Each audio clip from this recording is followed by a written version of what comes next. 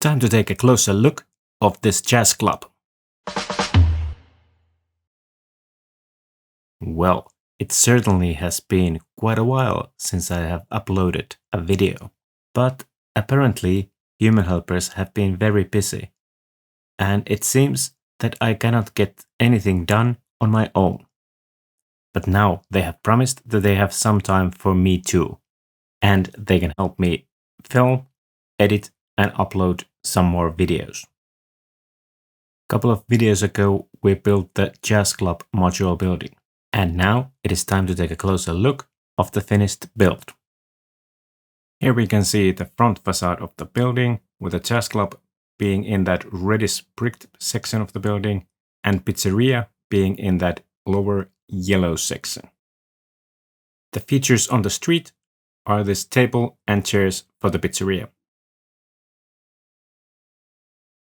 The entrance to the Jazz Club is at this interesting 45-degree angle. There is also a ticket booth there, but it's a bit difficult to see from this angle.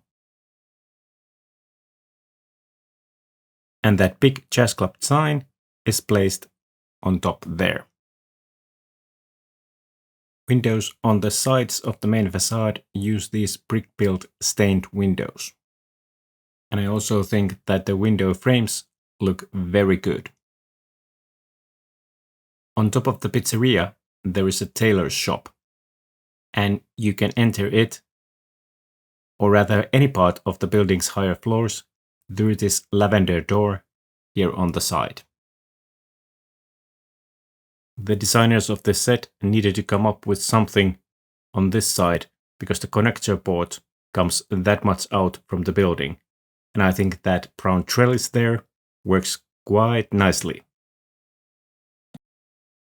This side of the building is very clean, and you can see that chimney going there all the way to the top. The back side is, as usual, more plain than the front side, and here you can see sort of a storage box for firewood.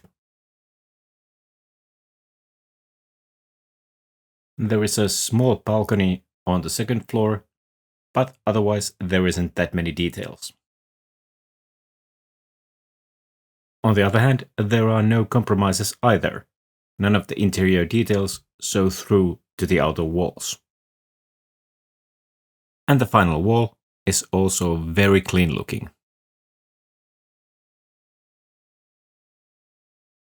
Next, let's take a peek inside the first floor of the building.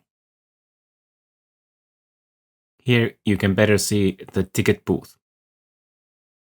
And the entrance is on the other side.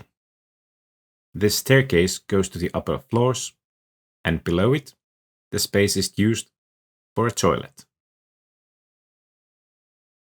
The staircase is quite narrow, but with those double jumpers, you can still place minifigures in there. Inside the Jazz Club, you can find a stage, some tables and chairs for the customers.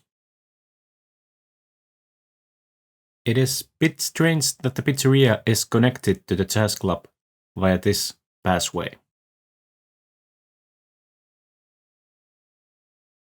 Inside the pizzeria, you can find a counter with some ingredients, a floor with a checkered tiling pattern, a shelf with some more ingredients, and a wood-fired oven with some firewood stored under it. The second floor's layout is pretty similar when compared to the first floor. The middle section with stairs is just a bit wider to allow movement around it. From the lavender door you can enter to the tailor's shop, the middle door takes you to the balcony, and the final door takes you to the Jazz Club's manager's office. In the manager's office, you can find a desk with a lamp and a phone, a couple of chairs, and a gramophone there in the corner. The floor is also open to the first floor, so hopefully the manager does not have to work while the band is performing downstairs. In the tailor shop, you can find a sewing machine and a table on this side, and a mannequin and some fabrics on this side. And as the chimney from the first floor continues, there is a fireplace in this room.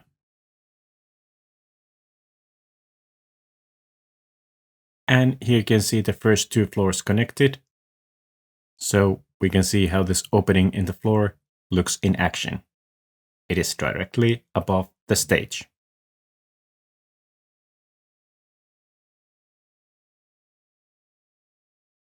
The third floor looks a bit different because the yellow part of the building does not continue to the third floor. In the hallway part, there are two doors and a ladder that you can use to access the roof through an access hatch. From this angle, you can see the stained glass windows clearly. One of the doors leads into this rooftop greenhouse. The story here is that the pizzeria owner can grow his own ingredients right here. The other room on this floor is a dressing room for any performers in the jazz club. There is a sofa, an art piece, a sheet of music, and a dressing table with big mirror on this side of the room. Perhaps this room could have included some other details too. There seems to be quite a lot of space here. And this is the roof of the building with that access hatch and a squirrel's nest. Other than the front, this is quite sparsely detailed. But then again, it is the front that matters. And here is a close-up of the roof when it's placed on top of the building. I think the roof details complete this building quite beautifully.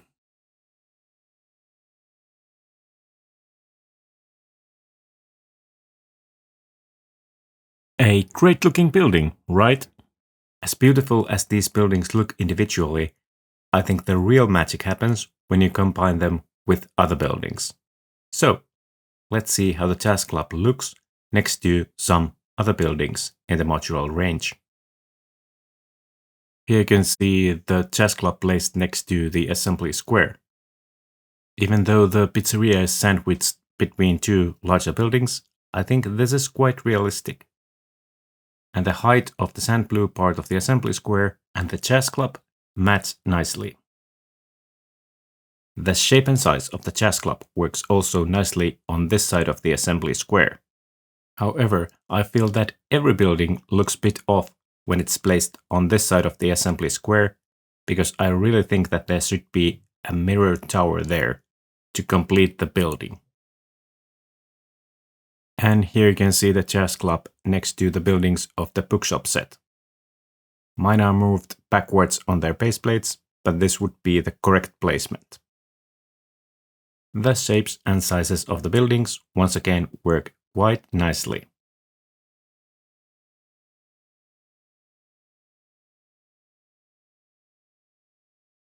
Though I think that this layout is even better, how the tall and short buildings alternate. The townhouse of the bookshop set and the pizzeria sort of create a symmetrical layout around the Jazz Club.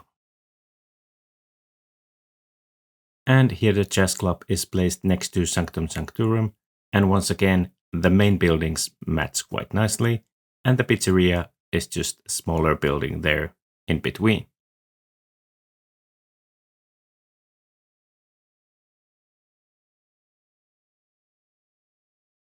Of course, no building really works when the Sanctum Sanctorum is placed this way because of the alleyway. You really need to come up with some sort of a reasoning why that alleyway exists. Sure, you could create some sort of a shady business scene there, but if we just look at the architecture of the buildings, I don't think that that alleyway really works there. And here you can see the Jazz Club with police station.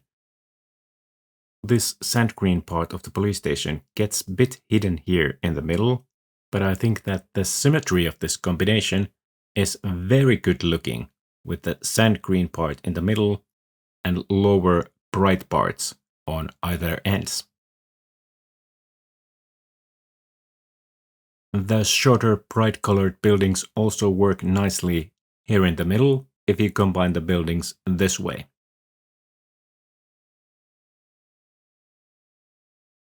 I think the connection here looks quite natural.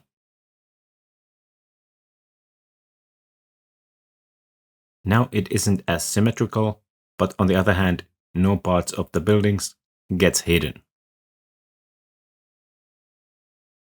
And that was the Jazz Club Modular building. I quite like this set, and I'm happy that I bought it. It just looks great next to so many other buildings. Originally, I was going to skip it because I already have the European Jazz Cafe alt built in my Lego town, and the area on top of the IKEA Galaxy shelf was already full. And I realized that even though I couldn't display it connected to the rest of the buildings at my home, I could do it at Lego events. My layout is quite symmetrical, so I would need to add 2 buildings instead of 1. But I already had another building that is not displayed connected to the rest of the city at home, the Sanctum Sanctorum set. So it made perfect sense to add the Jazz Club to the other end of the city and the Sanctum Sanctorum to the other end. I decided that the Jazz Club would go next to the police station, and the Sanctum Sanctorum would go next to the Assembly Square. I could have placed the Jazz Club next to the Assembly Square as well, but the Sanctum Sanctorum wouldn't look that good next to the police station this way.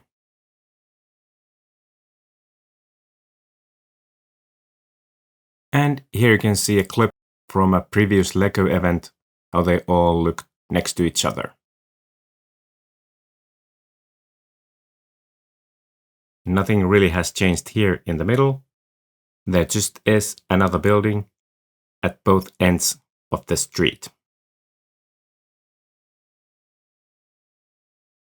And Lego events is clearly the way for me to keep on building a larger layout, even though I cannot display the buildings connected while I am at home.